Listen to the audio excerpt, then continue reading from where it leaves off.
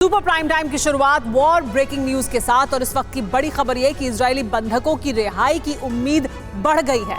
इसके अलावा इजरायली प्रधानमंत्री नेतन्याहू ने बड़ा बयान दिया है, कहा है कि जल्दी अच्छी खबर मिलने की उम्मीद है। यानी बंधकों को लेकर अब नेतन्याहू ने भी बड़ा बयान दे दिया है।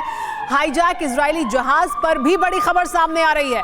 हूती ने जहाज छोड़ने पर शर्त रख दी है, सीज फायर। गाजा में पानी बिजली बहाली की शर्त रखी गई है हूती विद्रोहियों के द्वारा। तो दो फ्रंट पर अच्छी खबर सुनने को मिल सकती है जल्द ही।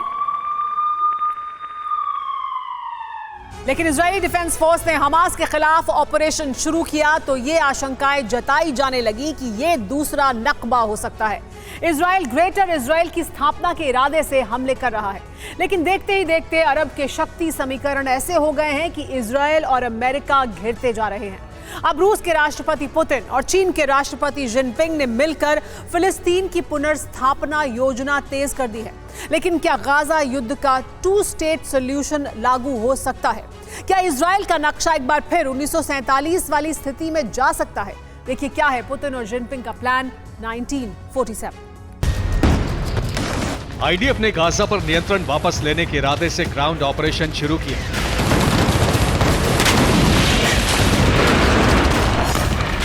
लेकिन अरब के नेताओं ने अमेरिका विरोधी रूस और चीन के साथ मिलकर बड़ी रणनीति तैयार की है। ये रणनीति है इजराइल से फिलिस्तीन की जमीन वापस लेकर फिलिस्तीन की पुनर्स्थापना।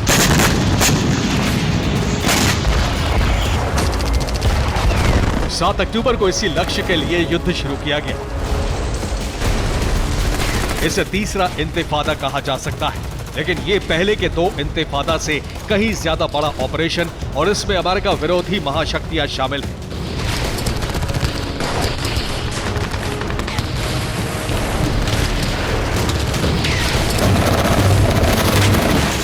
यूक्रेन के राष्ट्रपति वोलोदिमीर ज़ेलेंस्की ने कहा है कि 7 अक्टूबर को इजराइल पर हमला रूस की इच्छा से किया गया। हमास इजराइल युद्ध भड़काने के पीछे पुतिन का सीधा हाथ है।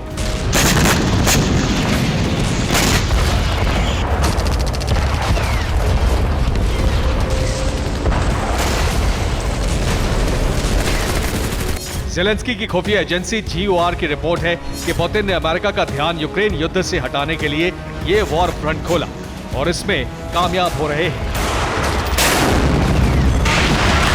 दावा यह भी है कि हमास और हिजबुल्लाह को इतना मजबूत किया जा रहा है कि जिससे अमेरिकी सेना की हालत अफगानिस्तान जैसी हो सकती है।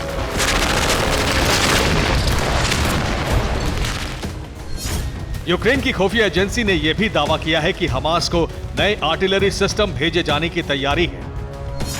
ये आर्टिलरी सिस्टम सोवियत दौर के हैं। 1970 के दशक में ये हथियार क्यूबा भेजे गए थे।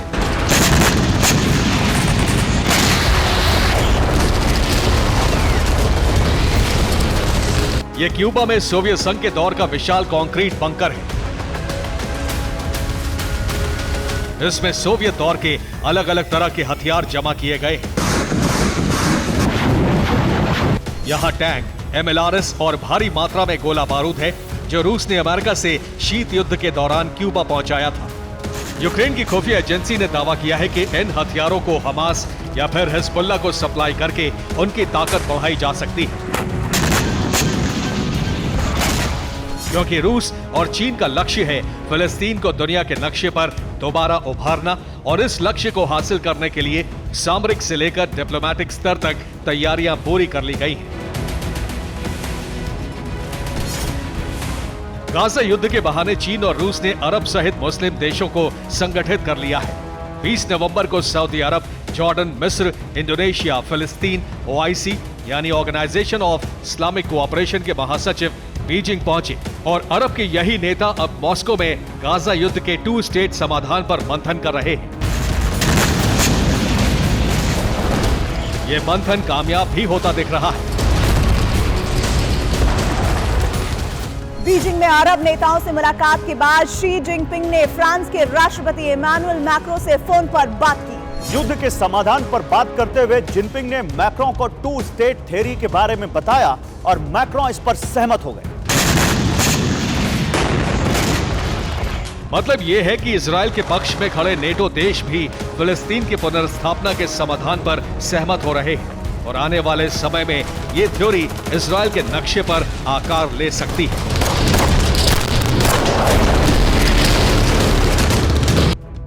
1946 में इजराइल का नक्शा कुछ इस तरह का था। हरे इलाके फिलिस्तीन के थे और सफेद क्षेत्र इजराइल के। 1947 में इजराइल का क्षेत्र पहले के मुकाबले बढ़ गया। 1967 में इजराइल का क्षेत्र और बढ़ा और फिलिस्तीन घटता गया। 2012 में हरा क्षेत्र और ज्यादा घट गया, मतलब इजराइल का विस्तार हुआ।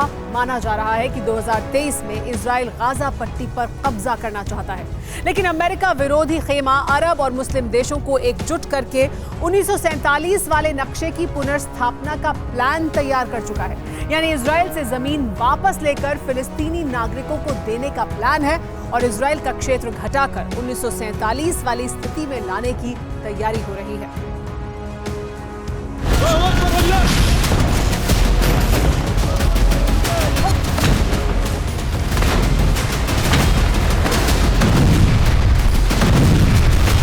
अमेरिकी खेमा भी मान रहा है कि इस युद्ध में शांति का रास्ता 2 स्टेट सॉल्यूशन की थ्योरी ही है, क्योंकि हमास पहले ही कह चुका है कि वो स्थायी युद्ध के लिए तैयार है।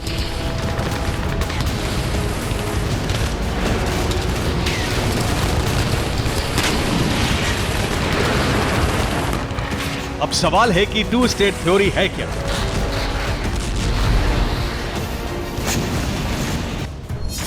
दशकों से इजराइल फिलिस्तीन युद्ध का समाधान 2 देशों की स्थापना को माना गया है। क्षेत्र को 2 राज्यों में बांटने का प्रस्ताव पहली बार 1947 में संयुक्त राष्ट्र ने दिया था। इस बंटवारे में इजराइल के साथ एक आजाद फिलिस्तीन की स्थापना होनी थी। इजराइल को लगभग 55% भूमि देने का प्रस्ताव था और बाकी 45% अरब राज्य फिलिस्तीन को देने की बात कही गई थी। सैद्धांतिक तौर पर इजराइल सहमत था, लेकिन कभी इस समाधान को लागू नहीं किया। 1948 में इजराइल की स्थापना के 75 साल बाद भी इस मुद्दे पर संघर्ष जारी है।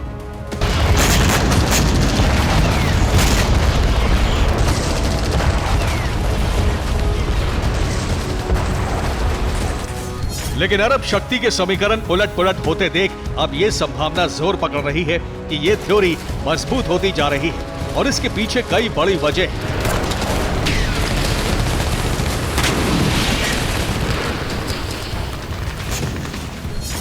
वैश्विक शक्तियों के संगठनों में गाजा युद्ध का मुद्दा जोर पकड़ रहा है और इजराइल सहित अमेरिका पर शांति स्थापना का दबाव बढ़ रहा है। इसके अलावा और भी कई कारण हैं। पहला कारण है गाजा युद्ध के जरिए रूस और चीन अरब क्षेत्र में अपना वर्चस्व बढ़ा रहे हैं। अरब अमेरिकी सैन्य ठिकानों पर खतरा बढ़ता जा रहा है क्योंकि 60 से ज्यादा हमले यूएस बेस पर हो चुके हैं। अमेरिका को शक्ति संतुलन गड़बड़ाने का डर है क्योंकि गाजा पर एक मजबूत अमेरिकी विरोधी खेमा आकार ले रहा है। ईरान, रूस और चीन मिलकर हिजबुल्लाह, हूती सहित प्रॉक्सी संगठनों को मजबूत कर रहे हैं। अमेरिका को डर है कि अरब में अफगानिस्तान जैसे संकट में फंस सकता है। गाजा मुद्दे पर ईरान, चीन और रूस का फ्रंट मजबूत होता दिख रहा है।